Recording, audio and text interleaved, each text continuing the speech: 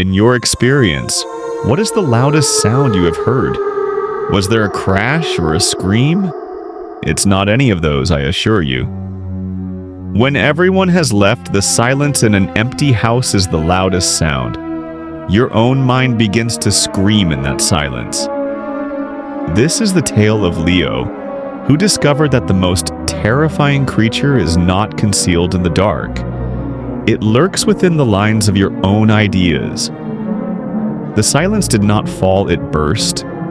It was not a lack, but a presence, a thick, choking thing that filled the house the moment the click of the lock hit it.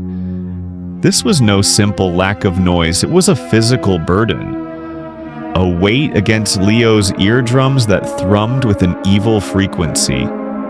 It was the sound of nothing, and it had a voice. He stood in the living room, a bug pinned to the mounting board of nothing. The clock on the wall did not tick. It exploded each second, a tiny controlled blast of time that rang out in the echoing quiet. Each one a hammer blow on the anvil of his mind. The gentle buzz of the fridge became a guttural, monolithic rumble, a chant from some ancient mechanical beast buried in the walls. It was a single blasphemous word repeated on a loop. Alone, alone, alone, he attempted to shift to break the wretched tableau. But his limbs were heavy. The silence was a gel that resisted his every movement. A floorboard creaked, not from his weight, but from the house's own bones. A tired sigh of deep disappointment that went straight for him failure.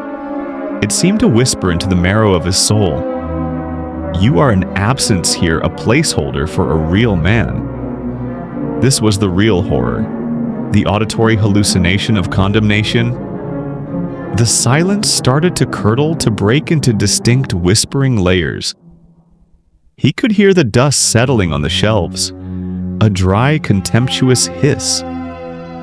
He could hear the slow, inexorable rot of the food in the fridge, a soft, rotting sigh that spoke of entropy and destruction.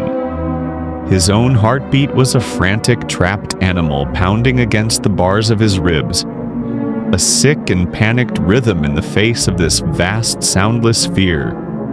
He pressed his hands over his ears, a useless action against an enemy that was not external but internal.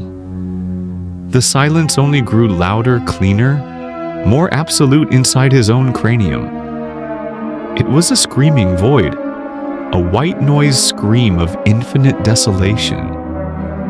It was the sound of his own thoughts coming apart at light speed, each catastrophic fantasy of failure and loneliness playing out in a cinema of perfect screaming quiet.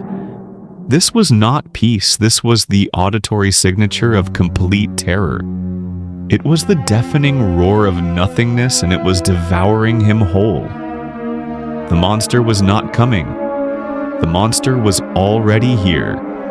It was the air itself, it was the silence. And it had finally discovered its perfect, pathetic instrument.